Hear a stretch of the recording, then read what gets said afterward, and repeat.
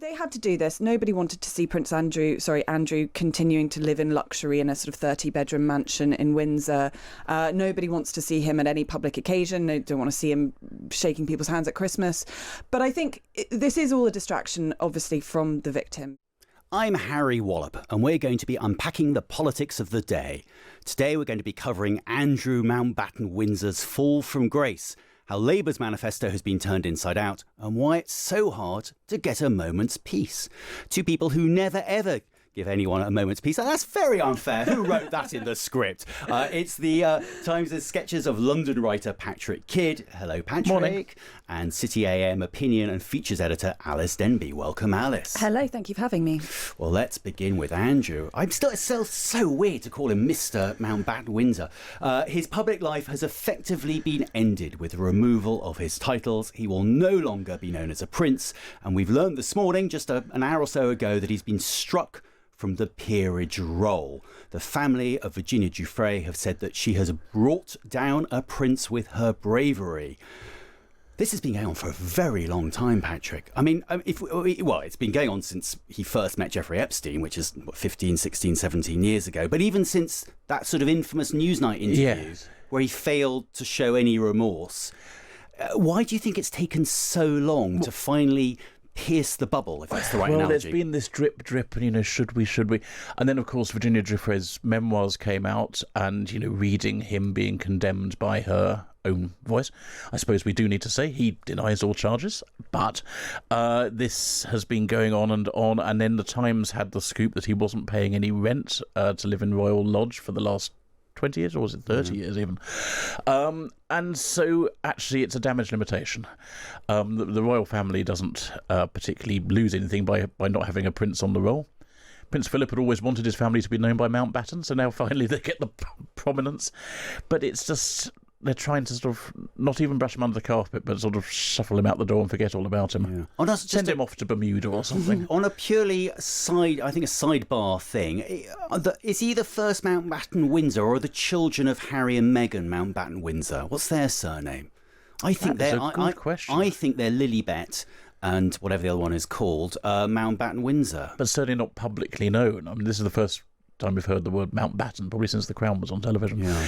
But this is the first prince to lose a title since 1919? 1917. I'm going to correct you there. There was the Duke of Cumberland, Prince Ernst. For supporting Germany. Yeah, well, he was Prince Ernst of Hanover. I'm not sure if he'd even stepped on side into the UK.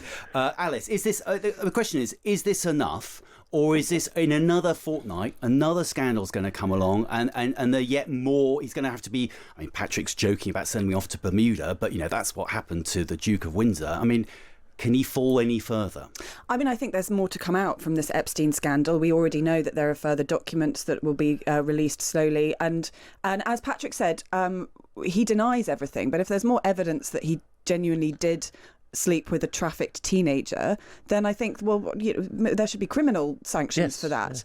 Yeah. Absolutely. Look, they had to do this. Nobody wanted to see Andrew continuing to live in luxury in a sort of 30-bedroom mansion in Windsor.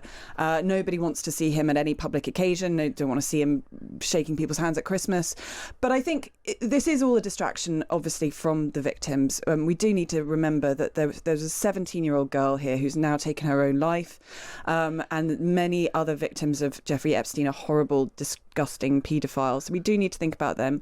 And then I also think that this is a reminder of what we ask of the royal family, that the king has had to be so ruthless and exiling his own brother because that's the job of the monarch. You're a normal family man, and every family has embarrassing uncles, but you also are the physical embodiment of the state, and sometimes you have to act for what's in the best interest of the country. Yeah, as Patrick has pointed out, it's worth repeating. Andrew does deny the allegations against him, but I'm wondering whether we're getting slightly.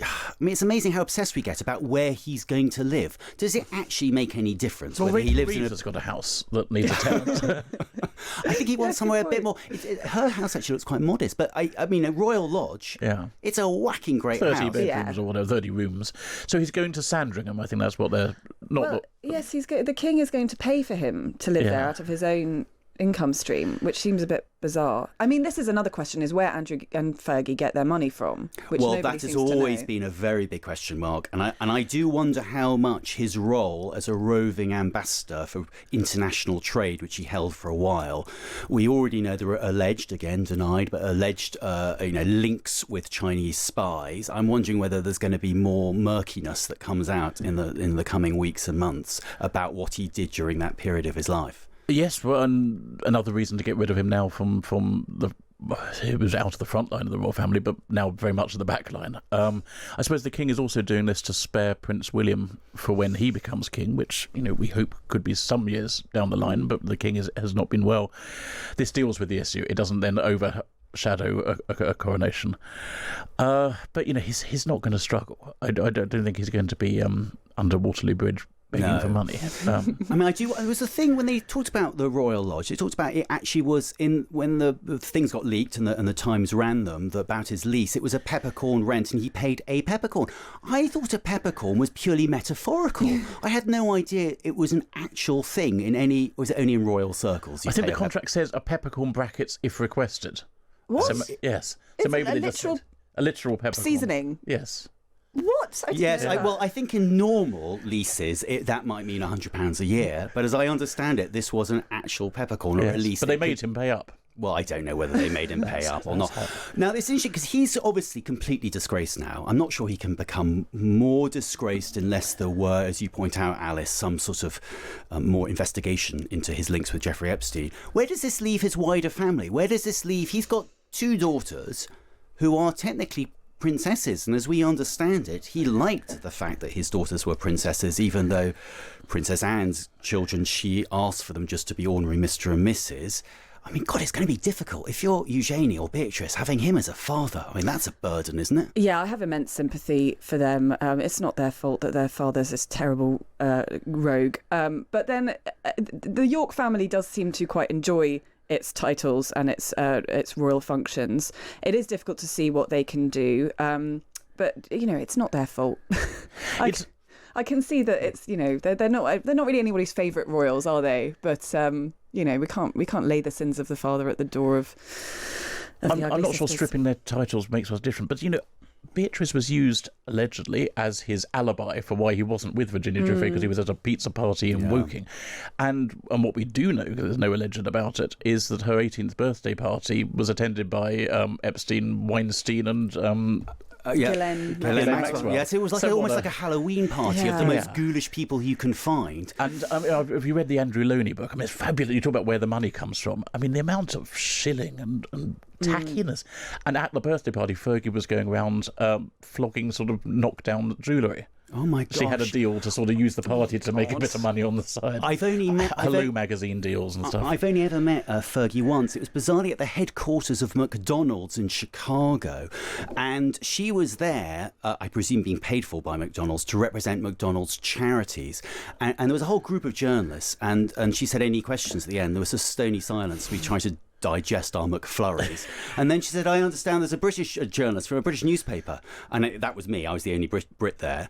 You must have a question. And so I said, well, okay. I said, how do you square the fact that you're here representing McDonald's when you're also a spokesperson for Weight Watchers, which was at the Good time? question. Yeah. I mean, I think she has all sorts. I don't know do we know what's going to happen to her? Well, I think the sponsorship deals aren't going to be coming in now.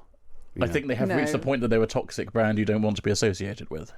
And now the title, the Duke of York, it remains as a title. It goes back to the monarch, and the monarch could choose to give it to whoever he wants. I mean, maybe Prince George when he becomes 18. Would you welcome another Duke of York in another generation's time, Alice? Or is that title now tarnished for a very long time? I'm not sure you would want the title. I mean, it's very much a case of when he was down, he was down. I do think that the title is probably quite tainted now, and I feel sorry for the city of York. I don't know what it's done to deserve an I saw their association. MP today was Rachel Masker was saying he's not welcome inside the city anymore. Yeah, she called it a human rights city, and it didn't square nicely having sanctimonious. Yeah, no, I don't think Prince George is going to want that title because he's going to be king one day. That's a better title. Prince of Wales. Patrick, on a more serious point, can the royal family, that the majority of the UK are very much in favour of, can the royal family recover from this? Yes, I'm sure they can, and on big occasion, we are about to have Remembrance Sunday. There will be the usual display of the royals there, plus however many ex-prime ministers we now have. Yes, I think they will. I think they've acted smartly to deal with it.